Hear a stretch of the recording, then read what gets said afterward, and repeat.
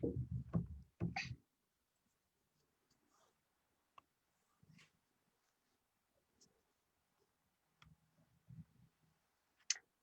right. So with that, good morning, everyone, and welcome to the fourth day of National Blind Sports Week presented by Healthy Vision Association. We're so glad you all have continued to join us throughout the week, and I'm personally super excited to start the triathlon trifecta of Thursday with you by this morning introducing you to the USA Triathlon Director of Paralympic Program, Amanda Duke-Boulay. She will spend this time teaching us all about the amazing sport of paratriathlon. So while Amanda is presenting, if you have any questions, comments, anything, please feel free to post them in the chat or Q&A section of Zoom, or if you're watching with us on Facebook, feel free to comment in the comment section, and I will try to get to all of them at the end so Amanda can answer everything for you. So with that, I will hand it over to Amanda. Awesome, thanks. Hi, guys. Let me go ahead and share my screen. Says I cannot share my screen. Kat, do you want me to share my screen or just talk through my presentation? Try now, Amanda. Aha, there we go. All right. Presentation mode. Okay, so I'm going to go through a little bit about what is triathlon and also what our different pipelines look like for you guys to get involved in the sport. So I'm going to start off and just say what triathlon is. So it's swimming, biking, and running. So sprint distance is the Paralympic distance and what's competed at the Paralympic Games and at all international events that we go to. But there are other distances. So if you are looking to suffer more and do more longer distances, there are much longer distances such as the Olympic distance, which is double a sprint, or even an Ironman distance, which some of you could have heard about as well. So a sprint distance is 750 meter swim, a 20-kilometer bike, and a 5K run. And the pictures that I have on the screen, I'll describe them to you guys. So the first one up top is of Melissa Stockwell getting out of the water, and she's got two handlers that are helping her hop out of the water to get to her pre-transition area from the swim. The second picture just below that is one of our athletes from Rio, Chris Hammer, riding a bike with an aero helmet on. And then the final picture at the bottom is Liz Baker and her guide, Jillian Peterson, at the Rio Paralympic Games on the run. It's got them tethered together, turning a corner. So within USA Triathlon, we have two different divisions for athletes with physical and visual impairments to compete in. So Paratriathlon is for those athletes who choose to follow ITU and USAT competitive rules. And it also means that you're going to classify into one of the competition categories. And it's really that division is reserved for athletes who are looking to gain access into the pipeline and have the dreams and hopes of maybe competing at the Paralympic Games one day. And then this other division is called PC Open, Physically Challenged Open Division. And those are for athletes with physical and visual impairments who want to compete in triathlons, but they're not necessarily looking to be the next Paralympic gold medalist. They want to compete and be active in the sport, and they love the sport. So that is probably the most, a common term you'll hear within USAT if you're looking to go compete at sanctioned events around the country. So for the purpose of this presentation, I'm going to talk mostly about paratriathlon and the pipeline.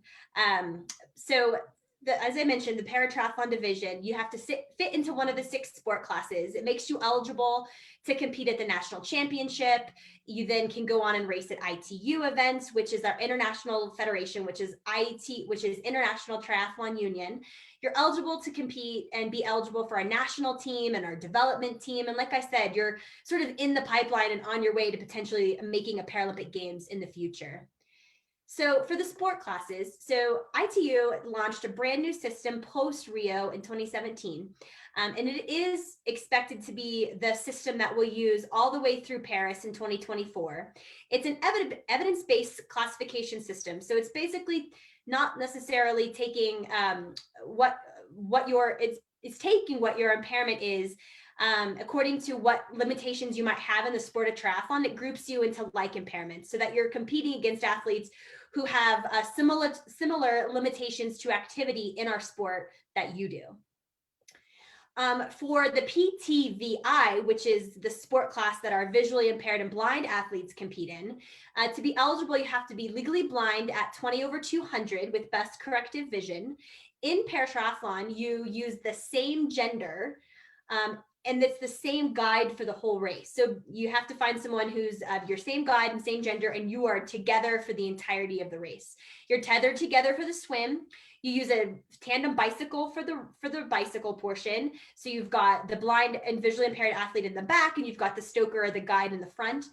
And then you're tethered together for the run. So the pictures that I have on here is a super fancy bicycle. I have actually never seen a tandem bicycle that looks as fancy as that one, and I wish one day I could find one. There's also a picture of a rope, which is another word for a fancy tether, and then also wetsuits. So you'll see wetsuits in triathlon sometimes. So if the water is pretty chilly, athletes can wear wetsuits to help them not be so cold in the water. So a little bit more about classification eligibilities for the PTVI. So you have to have reduced vision or no vision caused by damage from eye structure, optical nerves, optical pathways, or visual cortex of the brain. Visual impairment must result in a visual acuity of less than or equal to logMAR 1.0 or a visual field restricted to less than 40 degrees in diameter. So within PTVI, there's subclasses. There's 3 subclasses, which you might have heard about in other Paralympic sports. There's PTVI1, PTVI2, and PTVI3. So for PTVI1, it's athletes with the most visual impairment. It's the total visual impairment. You have no light perception, and your visual acuity is poorer than logMAR 2.6. So for the PTVI2, it's partial visual impairment, and your visual acuity is ranging from logMAR 1.5 to 2.6, and or a visual field constricted to a diameter of less than 10 degrees. And then the PTVI3 is just a little bit more. You've got a logMAR of 1.4 to 1.0, and or a visual field constricted to less than 40 degrees.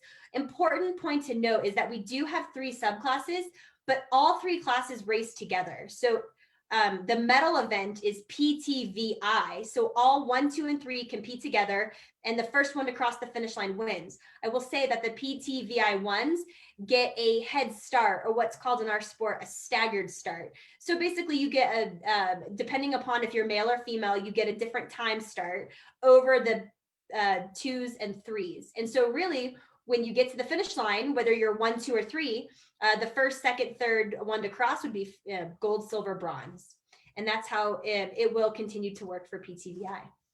So classification, some common questions we get about classification. So why do I need to get classified? Well, it's to ensure each athlete is competing in the correct category, and it makes things as fair as it can be. Are there multiple levels of classification? Yes, there's national classification and international classification.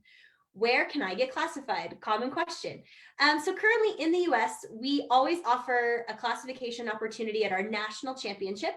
And then ITU offers 1, maybe 2 different visual impairment classification opportunities each year. What ITU will do is when they publish their calendar, they'll then publish what events host classification opportunities. So who does the classifying? So for the VI athletes, you have a panel of 2 ophthalmologists who are trained by IBSA that run the athletes through specific tests. At the national level, these tests are done all via paperwork. So what we'll do is we have specific paperwork that you'll take to your ophthalmologist. You'll run some tests, fill out paperwork, submit that back to USAT. USAT works very closely with the USOPC, and they will then send it to US IBSA classifiers that review your paperwork and determine if you're a PTVI, if you're eligible, and then if you're a 1, a 2, or a 3. On the international side, you actually go to a physical eye clinic at a specific day, time, at a race, and they run through tests with you in person. So it is a little bit different, but there are definitely opportunities, at least 1 or 2 a year for VI athletes. So another question I get is, how many times will I have to be classified? And if you're going to start the national route, which is where most people start, you get classified nationally, like I mentioned, and then your first opportunity to get classified at your first ITU race, you'll then get classified by ITU. If for some reason you went to ITU first, instead of going to a national opportunity, then you would only have to necessarily get classified by ITU. You wouldn't necessarily have to get classified by USAT. So you'll either get, when you get classified, you'll either get a C status, which means you're confirmed, and you're confirmed as eligible and as a 1, 2, or a 3, or you'll get a review status. And typically when you get a review status, it's for a certain period of time. So if you have a condition that will be fluctuating, they might give you a review for a year away, or 2 years away, or 4 years away. So it's really up to the classifiers that will see you and determine how long out your review date is. I would say that for most of the PTVIs that we have competing, you don't get it confirmed. You are going to be getting a review.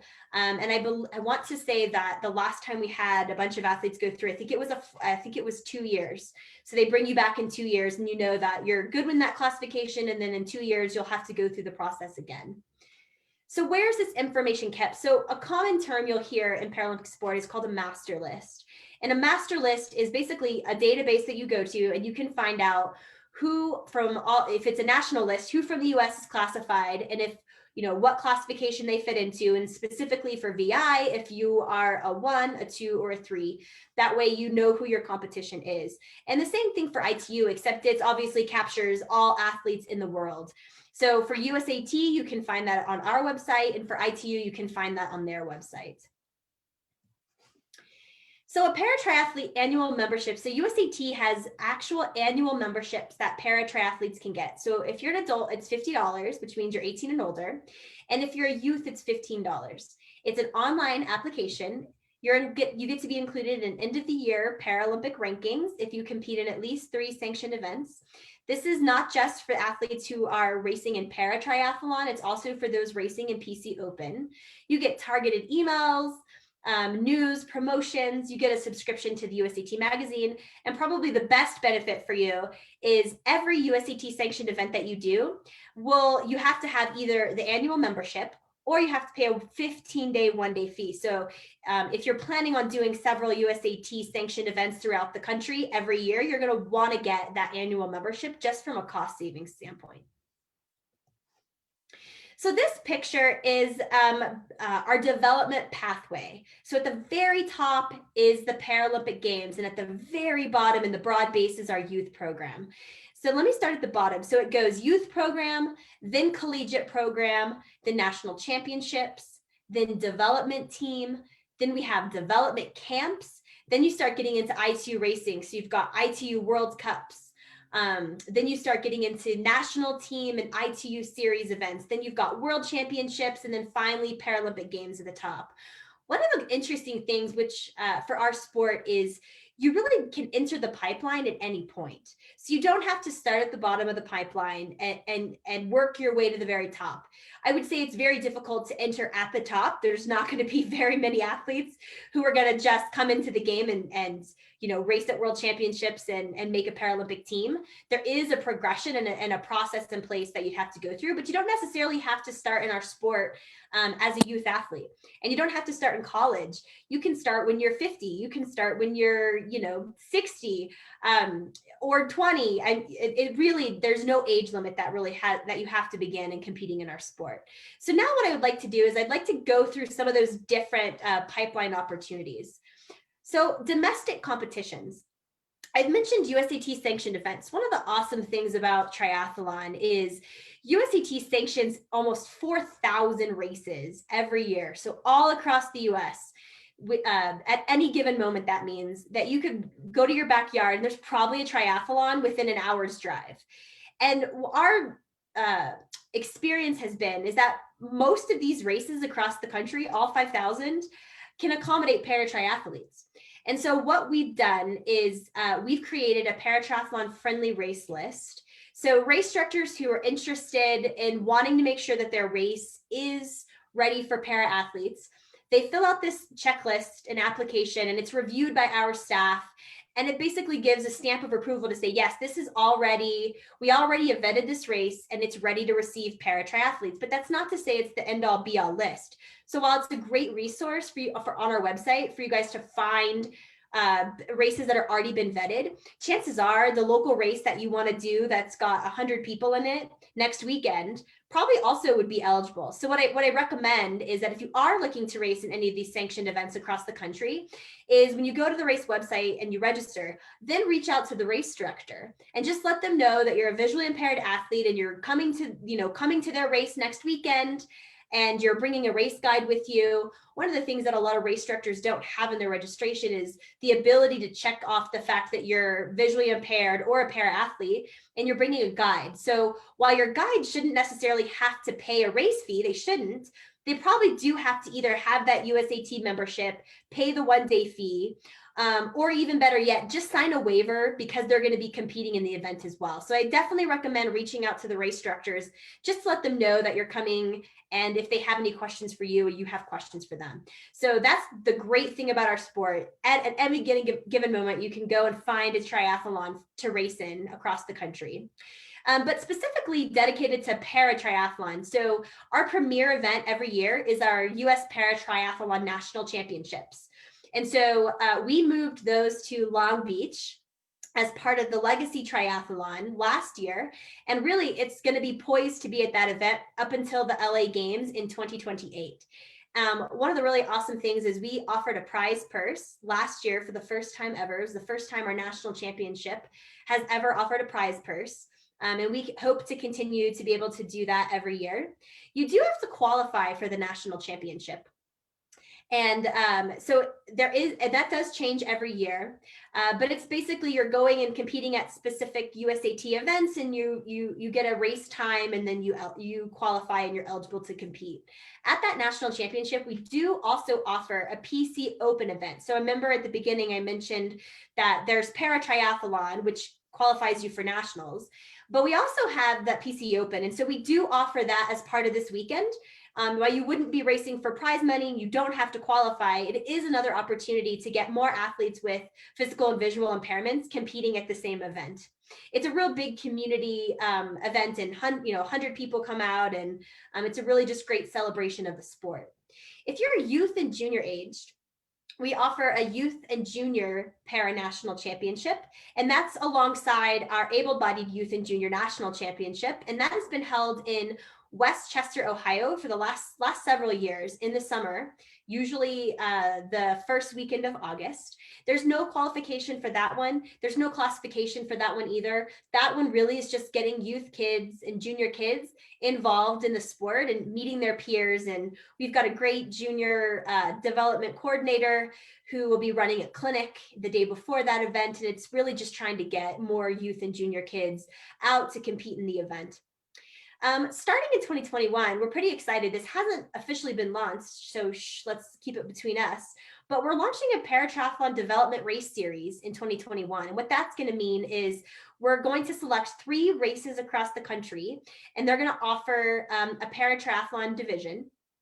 And it's going to become a series with the culmination being at the national championship. And so I highly recommend you guys check that out when that gets announced later this year, and make your way to those 3 events. The plan at this point is to also offer clinics the day before where you can meet coaches, meet some of your peers, and just get a feel for the sport and ask questions as you need to. Our junior development program, so a little bit more about this. We just launched our junior program in January of this year. We partnered with Challenged Athletes Foundation. We offered travel and training financial support to 5 youth kiddos, so they were between the ages of 12 and 17. We also offered a mentorship opportunity. So each of these kiddos was paired with someone on our national team that they meet with via Zoom calls and phone calls and text messages, just to learn more about the sport and answer questions to people who have at once been in their shoes. We do hope to launch or continue this again in 2021 and be able to even open this up to even more than 5 kids.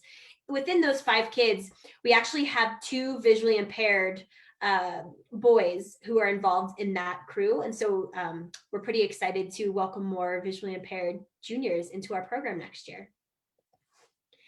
National Talent ID Camps. So every summer, we offer 3 impairment-specific camps at the Olympic and Paralympic Training Center here in Colorado Springs. So there's a wheelchair-specific camp, an ambulatory-specific camp, and most importantly, a blind and visually impaired camp. And so what we do is it's application-based. So athletes, visually impaired athletes and blind athletes apply to come to this camp. It's very limited in the number of spots that we have available. But we're really looking for the next tier of athletes, the athletes who have been competing in some sanctioned events, maybe they haven't come to nationals quite yet, but they're out there and they're competing and they've fallen in love with the sport and they feel like this is something they might want to do long-term and might want to get themselves into the pipeline. We bring in world-class coaches who will come in and coach these sessions. We'll also bring in a mentor. So one of our national team athletes will come to camp and be a mentor for you. If you don't have a guide that you want to bring, we also have a great network of guides and can connect you and pair you with a guide. One of the challenging things for COVID has been just things getting canceled, as you guys know. And so while these were supposed to happen this summer here in Colorado Springs, we actually had to postpone those to November down in Alabama at the Lakeshore Foundation. And so we will be offering these camps in November at the Lakeshore Foundation, but the plan and the hope is that we'll be able to be back here in Colorado Springs at the training center here next summer. So it's really an awesome opportunity to come to the Olympic and Paralympic Training Center, stay in the dorms, live in the dorms, eat in the dining hall, use the amazing 50-meter pool, the strength and conditioning facility, all the different amenities that come with the training center you get to partake in for 4 to 5 days. And it's pretty spectacular. So hopefully we'll be able to offer those again here in Colorado Springs soon. Our US development team. So historically, you make our development team by going to our national championship and winning, or you're going to our national championship and maybe you're just finishing behind someone who's on our national team, in which case you'd make a development team. So that means that you've shown that you're in the pipeline, you're someone who is ready to take that next step to start racing at ITU events. And so for our development team, we do reserve 1 per sport class to be on the development team. So for the visually impaired athletes, we would be able to have 1 female PTVI and 1 male PTVI, that are competing on the development team. And the hope is that we're able to provide a coaching stipend. So one of the pieces of feedback that we've received is, paying a coach a monthly stipend it's expensive, and it can be expensive. And we know the importance of having a qualified coach to take you to that next level. Because if you're really serious about wanting to start racing in ITU and make the national team and make a Paralympic Games, you really need to find yourself a fantastic and amazing coach. And so the importance of getting that coach is so much that we'd like to be able to offer stipends to get that coach that you need to. One of the things with this development series that I've mentioned launching next year is somehow we're going to tie in that series to the development team. I don't have the answer to that right now, but just know that somehow a development team and that series will be tied closely together. International competitions. So ITU has 4 different levels of events for paratriathlon. So at the very top, there's the Elite World Championships, and those are contested every single year, obviously 1 time a year. And then the next level is World Paratriathlon Series, or WPS, and those are 3 different events happening globally every year. And then the Continental Championships, there's 1 per region. Our region is the Pan American region, and that CCH is contested once per year. And then finally, at the bottom for ITU racing is the World Cups, Paratriathlon World Cups, which are called PWCs. And there's anywhere between 6 and 8 across the world that happen every year. So as you can see, getting into those World Cups really is the entry point for new and upcoming athletes. Our national team athletes are mainly focusing on those World Paratriathlon Series events and the World Championships. And they also go to Continental Championships as well. But one awesome thing about the fact that we've got a lot of top athletes that are racing at the top is the ability for placeholders. So ITU has something called a placeholder. And what that does is that allows us to use substitutions. And so what we can do is if there's athletes who we want to get into some of these World Cups, maybe they've achieved development team, maybe they've done well at these series races, and they want to go to some race, let's say in France, and there's a World Cup being held in France, we can actually use a placeholder. So we'll take an athlete who, maybe a national team athlete, who's not planning on racing that World Cup because the national team really don't race those World Cups. We can use them to help other athletes who maybe don't have a world ranking get into those events. And so it's what's called a placeholder. To get into these ITU events, it's quite challenging. So it's based on your ITU ranking. But you can't get a ranking unless you're racing at ITU events. And so the fact that USAT has such large depth charts for each of our sport classes has really allowed our younger or our new athletes coming into the pipeline to be able to get some races under their belt. Another really good way to start getting your ITU racing under the way is the Continental Championships. So the US, we've historically, the past, I think 5 years, we've hosted our Continental Championship here on US soil. And so all the Pan American regions, all the Pan American countries come to this event. It's been held historically in Sarasota, Florida in March every year. And it's a great way for athletes to get in. Our Pan American region is growing, it's young. We are by far, the US, the largest country that shows up to that event, also probably because it's on home soil. But that's another really great way to get your feet wet in ITU, is to come to that event. We also always offer an ITU classification opportunity. So that could be your first entry into classification, is at this ITU event. We offer a VI opportunity for classification as well as a physical impairment classification opportunity at that event. We don't know yet if we are hosting that event for 2021, but the hope is that we would be. So that's another opportunity. So you're probably thinking, gosh, all these World Cups are held all over the world. That sounds expensive. Well, obviously it can be, but USAT has what's called podium incentives, and those are financial rewards that rewards our athletes that go to any of these ITU events across the world and get on a podium. There are some caveats. You do have to get on a podium. There has to be a certain number of people that are racing. So you can't finish first out of 1. You can't finish first out of 4, or you can finish first out of 4. You can't finish, like, let's say, second out of 3. So there does have to be a certain number of athletes who are competing at that event. But I have to say that we're seeing such explosive growth in our sport that doesn't necessarily seem to be an issue for people. But you do have to finish within a time. So you have to go to that race, you have to get on that podium, and you have to finish within 5% of the winner in order to be eligible to receive financial incentives back. And that financial incentive really goes towards your travel. And so if you're traveling with your guide, we would be able to offer basically double. So whatever you would get as an athlete, we would also give to your guide to help with their travel, because they obviously have their own travel expenses to get to that event. And then what I'll get to on this next slide is just our national team program getting funding. So our national team. So the national team is, as you might have heard, is quite difficult and challenging to get onto our national team. It is reserved for the athletes who are on track to medal at the next Paralympic Games. And so if you're getting on that A team, you are the ones who are winning world championships. You are consistently winning those World Paratriathlon Series races. If you're on the B team, you're consistently getting on the podium at Worlds. You're consistently getting on the podium at those World Paratriathlon Series events. And so, consistently staying at the top of your game is challenging and difficult. And it should be, because what you get for being on the national team is quite substantial. You get a much larger coaching stipend. You get access to elite athlete health insurance. You get a training stipend, which is traditionally called a direct athlete support.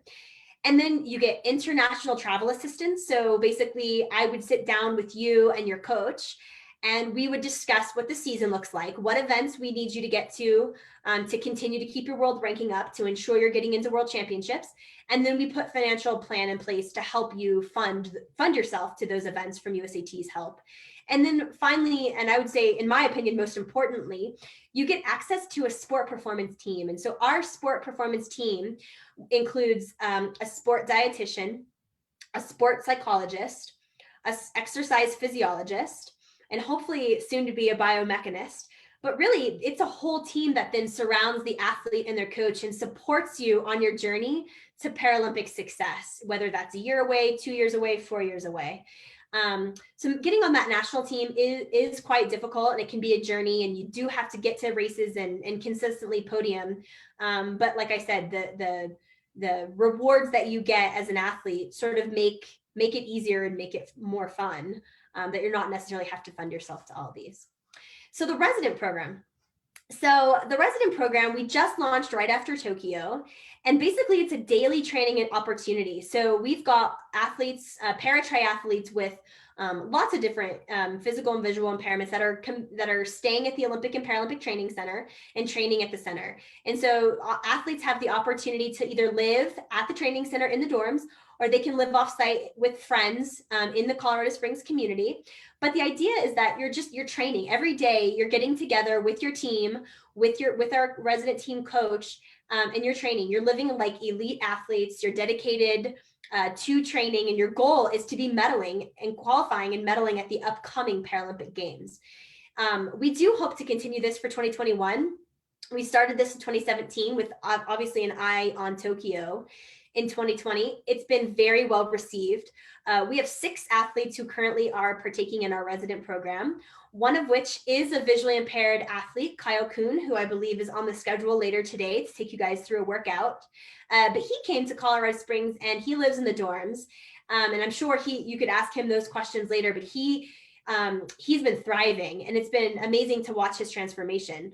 One thing you might be thinking to yourself is, does Kyle Kuhn's guide also live at the training center? And the answer is no. And in fact, when we decided to let Kyle in, that was a big question that we had was, does his guide, his main race guide, need to live in Colorado Springs or not?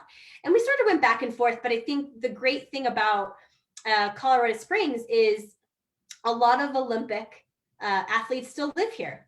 And so there's plenty of elite triathletes who live in town who can train with him. And so that's worked out really well, that Kyle can do a lot of his training with our team, with our coach. We have a pretty amazing triathlon training room at the training center that the athletes train at. It's got treadmills and bikes and just anything the athletes need except a pool. The pool's upstairs. It doesn't have a pool in that room, but it's pretty great that he's able to access that space and get some individual training in without his guide having to necessarily be at every session. And we found it's been super successful, and Kyle seems to be really thriving and loving that opportunity. And so we would love the opportunity to expand that to additional blind and visually impaired athletes as we move to next year with an eye on Paris in 2024. So Paralympic Games, you all have heard, Tokyo was supposed to have happened, but because of the pandemic, it got postponed to 2021. And so this will be Paratriathlon's second game appearance. So for our PTVI females, it will be their second time competing. They also competed 4 years ago in Rio. But for our men, our PTVI men, it will actually be their very first appearance. Triathlon got very limited medal event opportunities at its debut in Rio. And so ITU had to make the very difficult decision as to what sport classes stayed and what sport classes went to compete in Rio and what didn't. And unfortunately, the men's class did not get in. So we're obviously very excited. We have a lot of strong VI men who are eyeing for Tokyo glory next year. But future Paralympic Games, obviously I mentioned earlier, Paris 2024. We are already confirmed to be on the program at that Games. It will be our third appearance. They have not yet announced what the medal events will be that will be contested. And that's the same for every sport, not just triathlon. But they will be announcing that sometime in 2020. That probably would have historically been in January, but because of the postponement of the Games, we really don't expect to hear announcements until probably after Tokyo Games next year.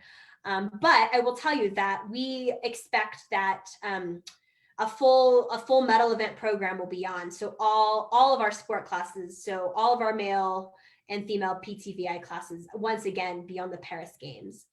LA 2028, so they haven't yet confirmed what sports will be contested at the LA 2028 Games. it feels pretty hard pressed that triathlon wouldn't be included in those games. It's a very rapidly growing sport. Lots of new countries, lots of new continents are always competing in our sport at the international level. And so the viability of our sport seems very good. And so I don't foresee the fact that we would drop off after Paris. I do think that we'll be in for LA 2028, but that confirmation has not yet come. And then similarly to Paris, knowing what medal events are going to be contested for each sport won't be known for quite a few more years from now. But hopefully if we get a full program in Paris, we then get a full program in LA. So now that I've gone through all these amazing opportunities, you're probably sitting there going, well, how do I get started? Well, here's some tips that I've come up with in priority order of what I would recommend. So number one, get a coach, get a triathlon coach. Trying to balance swimming, cycling, running, strength, recovery, nutrition, all of that can be, it's a lot. And so there are expert triathlon coaches out there who are more than willing to be that resource for you and let you focus on the important part, which is just getting your training in. USAT launched a Paratriathlon coach certification a few years ago. And so actually, if you go onto our website, which is usatriathlon.org, we have a find a coach feature. And what you can do is you can plug in where you live and it'll populate all the certified coaches that live near you. So that's a great resource and I highly recommend that's a place to start. The other thing to consider too is you don't necessarily have to have a coach who lives in your hometown. So while it's certainly great to think about getting together with your coach weekly for sessions, that doesn't necessarily have to be what your situation is like. Many of our national team athletes are coached by a coach who does not live in the same town as them, and it works out really great. It does require increased communication, so you will need to schedule how you're going to communicate, whether that's phone calls, FaceTime meetings, text messages. I mean, that really has to get ramped up if your coach doesn't live in the same town as you, but we've certainly had plenty of success stories to show that your coach doesn't necessarily have to live where you live. My next recommendation to get started is just start competing in USAT sanctioned events. We have an events calendar, so same as the coach, you can find an event on our website. So you can go in, type in your zip code, and it'll actually populate all the different events that are coming up. I forget how, I want to say it goes out at least a year of all the different events that are coming up near you. And so if you know that you're willing to drive for a local event 200 miles, you can put that parameter into the search field and it'll help populate those events for you. And if you're saying to yourself, gosh, I really want to stick to sprint distance triathlons because that's the Paralympic distance, you can even sort your the list that you find by distance. So you can put in sprint distance to find those. So just start competing in events. Get yourself a coach, start competing in different random triathlons, and start getting your feet wet in the sport. I would next recommend looking for clinic opportunities through local organizations and clubs. So USAT has over 1,000 different clubs that are sanctioned with USAT all across the country. So I recommend going and seeing if there's one in your area. But then there's also different adaptive sports clubs that are focused on triathlon as well. So CAF, Dare to Try out of Chicago, Catapult is out of Houston, and then Achilles has many different chapters across the country as well. So go to those websites and see if they have any triathlon clinic opportunities coming up. And I know that they all have many of those opportunities every year. Next, I would recommend applying for one of those talent ID camps. So I mentioned those a few minutes ago, those impairment specific camps. So apply for that. Once you get some races under your belt and you have yourself a coach, and maybe you've gone to one of those clinics or not, apply for that camp and come out to Colorado Springs and meet others and learn from some world-class coaches. I mentioned that development race series that we'll be launching in 2021. Get yourself to those race series. We're going to be offering clinics ahead of each of those different series. So again, another opportunity to meet coaches, meet fellow athletes, and get a race in against your fellow peers. And then on a domestic stage, get to nationals. So like I said, nationals is our premier event. I recommend every athlete try to get to nationals every single year. It does have prize money. There's a national classification opportunity at that event. And so I always recommend getting to nationals. It gives you a lot of time. Our national team athletes do go to that as well. So if you want to see how you might stack up against those who are maybe getting on the podium or winning world championships and on our national team, it's also a good way to see how you stack up against them. You might also be thinking, great, I'm ready to do that, but I need a race guide. I need someone who's going to be tethered alongside me and pilot my tandem bike. So how do I find a race guide? So I have a few tips about that as well. So again, as you're looking for a local triathlon club to join, there's lots of age group athletes. So age group athletes in our sport are basically those weekend warriors who are competing in the sport as well, who are able-bodied. So go to your local tri club and just see if there's anybody out there, any age group athletes who are interested in guiding. Guarantee you'll get multiple hands that are raised. I get that question. People come to me all the time saying, I want to start guiding. How do I get guiding? So local tri club is definitely a great place to start. If you have any triathlete friends, ask your triathlete friends if they want to guide you. Reach out to those local clubs. So I mentioned the Dare to Tries and the Catapults and the CAFs. Reach out to them. They have a lot of network of guides that they've used at random clinics and camps they've had across the country. And then also myself, reach out to me. Like I said, I get athletes all the time reaching out, wanting to guide. And so we've got a pretty extensive network of athletes who have experience guiding and those who want to get involved. So we're certainly happy to pass along those details to you and get you connected to get a race guide. This should not be a limiter for you. Finding somebody to race with should not be a challenge. What could be a challenge on a consistent basis is finding someone to train with you. I've heard that a lot. So finding someone to go and race with you, that's the fun part, right? Racing is fun. Training can be, maybe not every day is fun, but racing is always fun. But finding someone to train with you every day could be a challenge, but there's ways to work around through those challenges with like your local tri club, and maybe they're having local workouts at the track and at the pool, and you get to join those types of things. So definitely don't let this be a limiter. Let us know how we can help you through that. And that's it. That's all that I had for you, but I know that you guys probably have lots of questions, and I've left about 15 minutes. And so, Kat, I'm not sure if there's any questions. There absolutely are. I want to start off with some questions. Actually, one from one of our friends of USABA, Dan. His first question is the swimming portion done in a pool, ocean, or freshwater? Ooh, that's a great question. All the above. So when you get to racing at ITU, it's all open water swimming. So our national championship and ITU racing in the Paralympic Games, that's all open water swimming. You're in a lake, you're in a river, you're in an ocean. But some of these sanctioned events that you might find in your backyard might very well be in a pool, and that's totally cool too. So it can be really any of the above, and I think you'll find all of that at sanctioned events. And then Dan's second question was, what's the typical cost for participating in a triathlon? And I think maybe what Dan might mean is, on top of the registration for the event, what is the lead up to the event cost in terms of equipment, training, all of that? Yeah, that's a great question. I think probably the most expensive part, as probably no surprise, is going to be getting a tandem bicycle. There's certainly plenty of tandem bicycles that are out there to borrow. So if you don't have a tandem bicycle, but it's something you're interested, let's connect, because I'll be able to connect you with someone who might be able to let you borrow one. But I would say that's probably the most expensive. Finding a used one could probably cost you a few $1,000s. If you wanted to go the route of purchasing your own, you're probably looking at $20,000 for a top of the line carbon custom bike for you. But that's really for those athletes who are maybe at the next level, who are competing at those ITU events. You've got a custom bike for you. But then all those other little pieces obviously can cost money too. You're going to need goggles. You're going to need a wetsuit, which is a couple $100.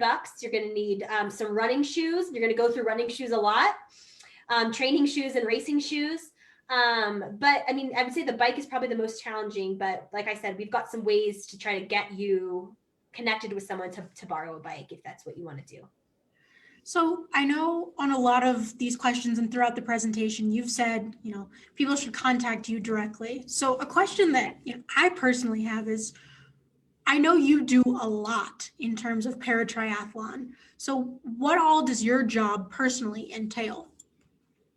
Yeah, good question. So while I'm in charge of high performance of our Paralympic program, so that's our national team and those competing at the Paralympic Games and everything those athletes need to be competing worldwide, I'm also in charge of the grassroots development. So all those things that I've mentioned in the presentation have really been a brainchild collection of lots of different minds. But then again, I'm the one who's executing all of that stuff as well. So I will say that I do have interns and others that I contract with to do some of those things. But really, I am the main person, main point of contact for paratriathlon, whether you're just getting started or whether you're taking that next leap to the games.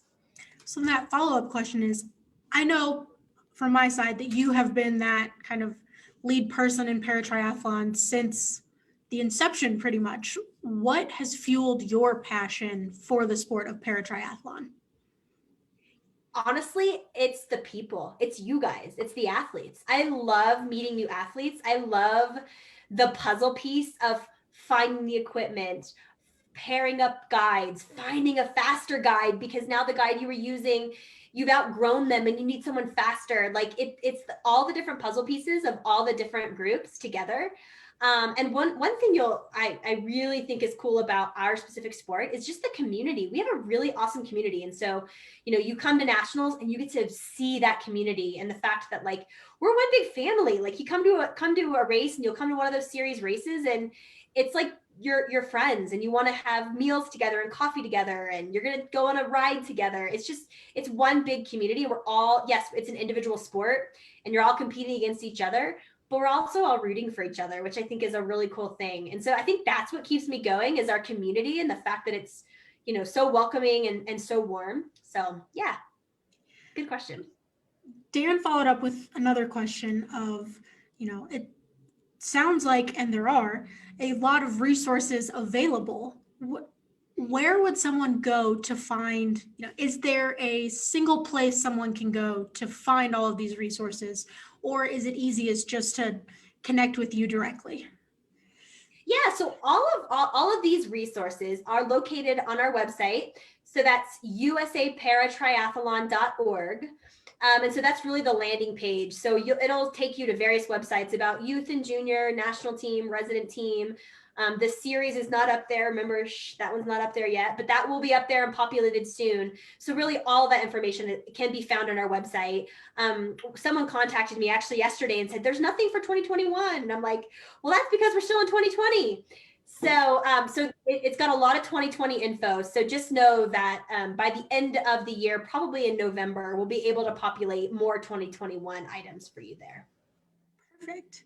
So now that we've kind of touched on the grassroots side of the sport, my question for you is, when looking at your national team or that higher echelon of high performing paratriathletes, what would you say are some skills or characteristics of these high performing athletes that are crucial to have? Yeah. So I've kind of got some buzzwords out there. So grit, endurance, obviously it's an endurance sport, mental toughness. You have to enjoy suffering, right? Because when you're in a sprint triathlon and it's an hour long, you're going as hard as you can for 1 hour. So you have to have that ability and the mental fortitude to just suck it up and enter the pain cave. And you also have to be a great communicator and good at teamwork. So visually impaired athletes obviously don't do the race alone. And so having a guide and learning to communicate and be good partners for each other, because the last thing you want is, the team, basically what I call the athlete and guide, your team, to not be communicating or functioning well, because then it doesn't become fun. And so you have to be really good at communication and teamwork because you are a team competing. Amazing. Yeah, I think across the Paralympic sphere, especially being a Paralympian myself, I know grit is a universal thing that if you want to be at that high performing level, that's something you just have to either possess from birth or that you have to be able to cultivate during your training. So 100% agree on that one. The last question I have for you is, can you tell us your favorite paratriathlon related memory? It can either be one you were involved in or one that happened, whatever that looks like. Yeah, so I would say the one that sticks out the most would be from the Rio Paralympic Games. We had a podium sweep. So our PT2 females on September 11th, 2016, they swept the podium. So it was just the most amazing. I don't think I'll ever forget just being at the finish line and watching them cross 1, 2, 3, and I'm bawling, crying, and then watching them all for the medal ceremony and all 3 American flags up there. It was it was an incredible moment on September 11th, no doubt. So, and especially with Melissa being a medalist, I mean, that's true. So Melissa Stockwell, who is an above the knee amputee who you guys might have heard of, she was the bronze medalist, and she, her story is that she basically the September 11th attacks happened, and she said, well, gosh, I want to give back. I'm gonna join the military, the army, and go serve my country. And she did, and she was the first woman to lose her leg in the Iraq War post September 11th. So then for her to be standing on the podium with 2 American teammates was pretty awesome. Gives me goosebumps just even thinking about it. Same here. Okay, I lied. One last question that I have is from, talking about the resident team, talking about the intensity of the training that occurs here. COVID has affected everyone, but how specifically for your sport has it affected the training of your athletes? Yeah, so I think so I'll bring this back to our blind and VI community. No shocker to you guys, but I've heard a lot of feedback from our blind and visually impaired community that just in this time of everybody being separate, finding people to train with. So not only, if you want to go and race, like let's say there is a triathlon coming up, a lot of triathlons have been canceled, but if there is one coming up, getting a guide who feels comfortable coming and racing with you, because you're definitely have to be closer than 6 feet apart while you're competing together. So I feel like that's been a big challenge. And I think another big challenge that I heard at the beginning of the pandemic was transportation. So people, if your gym happened to be open, you didn't have a way to get there. And so the ability to feel like you're isolated and away from others, and you don't have the ability to get on that public transportation to get to your training, where for a lot of people it is your outlet. I know it's for me too. It's an outlet and a way to stress relief, and not having that and feeling extra isolated, I think has been one that I've heard the most from this community, which is heartbreaking. So we actually, I think with this talent ID camp that we have coming up next month, I'm hoping that's a beacon of light. And any of these sanctioned events that you can get to, that you find a guide who wants to race with you. I think people are learning to live with the virus, which I think is great. Like obviously the pandemic hasn't gone away and the virus hasn't gone away, but we've all been figuring out ways to live with it in a safe way. And so I think more guides are feeling more comfortable, and more VI athletes are feeling more comfortable having a guide with them. And so I think as we move through the end of this year into next year, I just think that comfort level is going to go up, and let's all cross our fingers and our toes that a vaccine does come out, a safe vaccine that we all feel comfortable taking, that we can then further feeling comfortable and safe as we go forward. Yeah, I think that is definitely a characteristic that those of us within the adaptive sports field, we knew beforehand, but we just strengthened even more during COVID, is that adaptability and that ability to overcome in a way that we may not have initially thought of, but that, we've been able to shine through something that has been such a heartbreak for our nation. So yeah, well said. So if everyone has questions outside of this presentation for you, they should contact you at... Yeah, so the email address that's best is paratriathlon@usatriathlon.org. Perfect. So thank you so much, Amanda, for sharing the amazing sport of paratriathlon with all of us this morning. I've loved getting to dive deeper into a sport that I really only knew on the surface level. So this has been super exciting for me to hear, and I'm sure everyone else has enjoyed hearing this as well. Yeah, thank you guys so much. And if you have questions, please don't hesitate to reach out, and we'll get you going and get you well on your way to maybe being on a podium in LA in 2028 or even Paris. Perfect. So for everyone else, we will be continuing this Thursday triathlon trifecta with a live Q&A from Paratriathlete Amy Dixon at 12 p.m. Mountain, 2 p.m. Eastern, and then we will finish out this trio at 3 p.m. Mountain, 5 p.m. Eastern with a sport-specific workout from Paratriathlete Kyle Kuhn. And then later in the evening, I hope you guys will join us for our joint webinar between USABA Executive Director Mark Lucas and National Federation of the Blind's Colorado Chapter Vice President Jessica Beecham as they discuss what both organizations have to offer, events that are coming up for all of us, seclusion during COVID, and so much more to kick off October, which is National Blind Awareness Month. So I will see you all at 12 p.m. Mountain or 2 p.m. Eastern. And until then, have a good afternoon. Thanks, everyone.